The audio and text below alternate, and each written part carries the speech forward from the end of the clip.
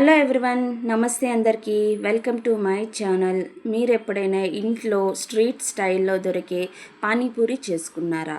So దీనికోసం అయితే preparation చాలా ఎక్కువగానే ఉంటుందండి. అదంతా కూడా మీకు క్లియర్గా చూపించాను.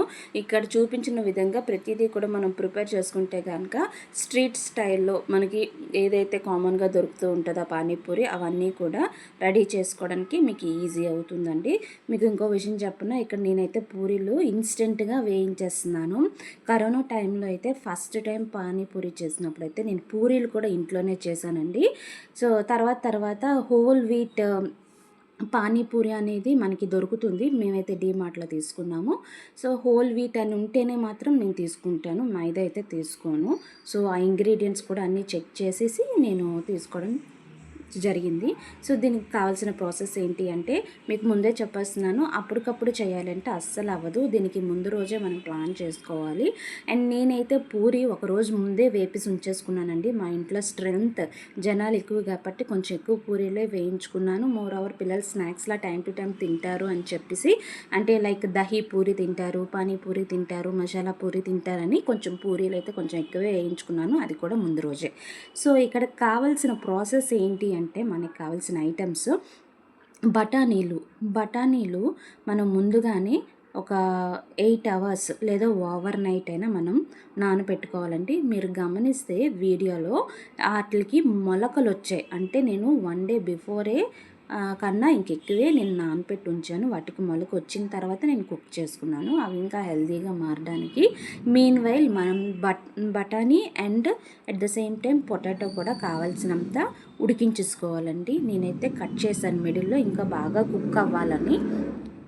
ఒక 5 to 6 విజిల్స్ పెట్టాను. బఠానీ కూడా సేమ్ వే అలాగే విజిల్స్ పెట్టాను, ఎందుకంటే కొంచెం మచ్చిగా ఉడికితే బాగా క్రష్ చేయడానికి అవుతుంది కదా అని చెప్పేసి నేను బాగా ఉడికించాను.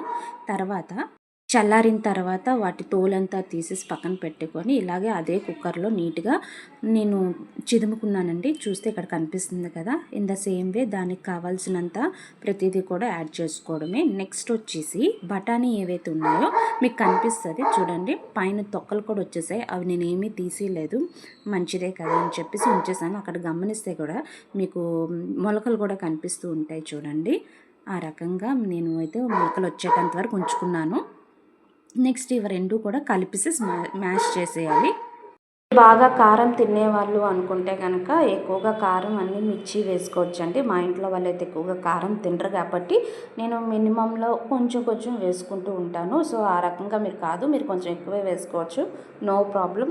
పిల్లలు తింటారని చెప్పేసి నేను కొంచెం అన్నీ తగ్గిస్తూ ఉంటాను. ఉప్పు, కారం, చాట్ మసాలా, ఆమ్చూర్ పౌడర్, ఇలాగా ప్రతిదీ కూడా మీరు వేసుకోవచ్చు. కావాలంటే కొత్తిమీర కూడా వేసుకోవచ్చు. ఆనియన్ చాలా చిన్న పీసెస్ కట్ చేసేసి అందులోనే మనం కలిపేసుకోవచ్చు అండి. సో ఓవరాల్గా ఫైనల్గా వచ్చిన కర్రీ అయితే ఇది. నెక్స్ట్ దానికి పానీ కోసం మనం చేయాల్సిన ప్రిపరేషన్ ఏంటి అంటే పుదీనా, కొత్తిమీర, కొంచెం చింతపండు, అలాగే ధనియాలు, జీలకర్ర పొడి అండ్ ఆమ్చూర్ పౌడర్, ఇవన్నీ కలిపి పానీగా మనం ప్రిపరేషన్ చేసుకోవాలండి. ఎలాగా అంటే మీకు ఆల్రెడీ ఇక్కడ క్లిప్పింగ్ అయితే ఇచ్చాను. ఈ ఆకులు రెండు అంటే కొత్తిమీర, పుదీనా అండ్ నేను చెప్పిన మిశ్రమాలన్నీ కూడా మిక్సీ జార్లో అల్లం, పచ్చిమిరపకాయ, పుదీనా, కొత్తిమీర, అలాగే ధనియాల జీలకర్ర పొడి, ఇవన్నీ కూడా మనం మిక్సీ జార్లో వేసుకోవాలి. అండ్ కావాలి అంటే చింతపండు కూడా ఇందులో వేసేసుకోండి, అలాగా చేయొచ్చు, లేదా చింతపండు పుల్లైనా పిండుకోవచ్చు, నో ప్రాబ్లం పానీ కోసం.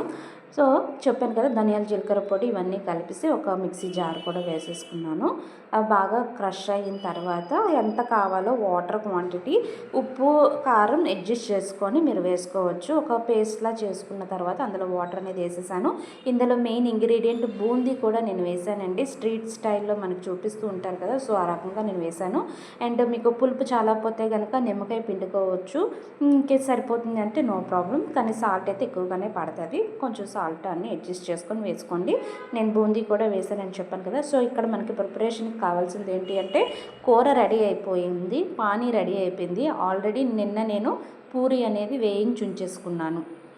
సో ఇవన్నీ కలిపి మనం ఏం చేయాలి, సర్వ్ చేసుకోవాలి. ఆ సర్వింగ్ అంతా కూడా మీకు చూపిస్తున్నాను చూడండి.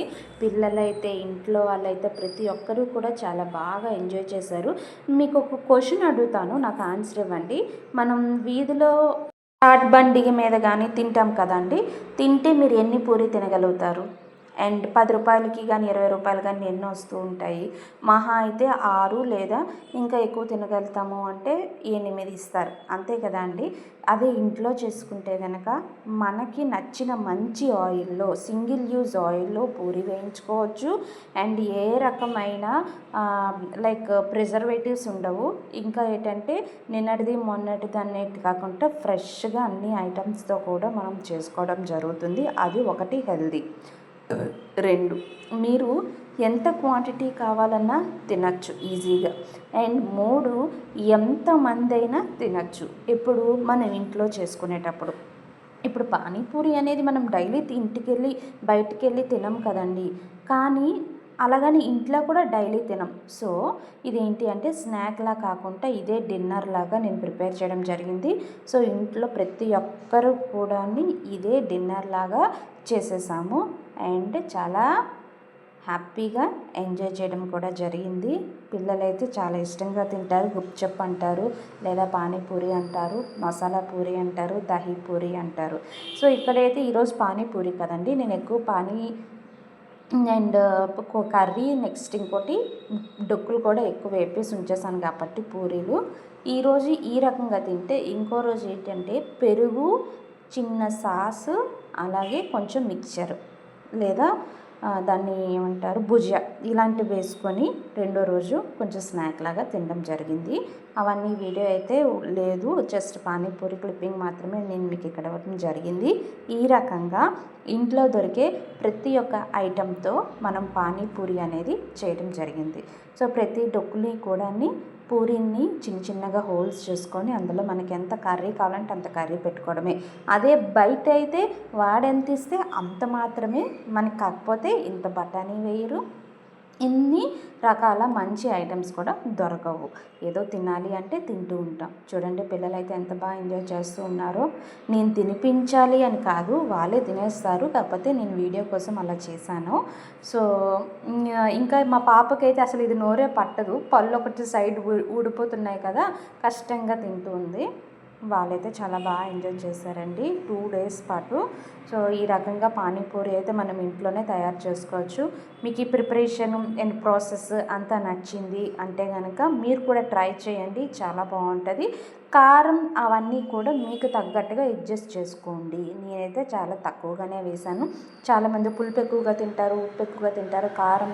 సో ఇవన్నీ మీకు తగ్గట్టుగా మీరు అడ్జస్ట్ చేసుకొని మీరు వేసుకోగలిగితే సూపర్ ఇండియన్ స్టైల్ పానీపూరి అయితే రెడీ అయిపోతుంది. Thank you so much for watching. ఇప్పటి వరకు చూసినందుకు thank you so much. Like చేసి సబ్స్క్రైబ్ చేసుకోండి అండ్ మోర్ వీడియోస్ కోసం వెయిట్ చేయండి. Thank you. Tata, bye bye, see you.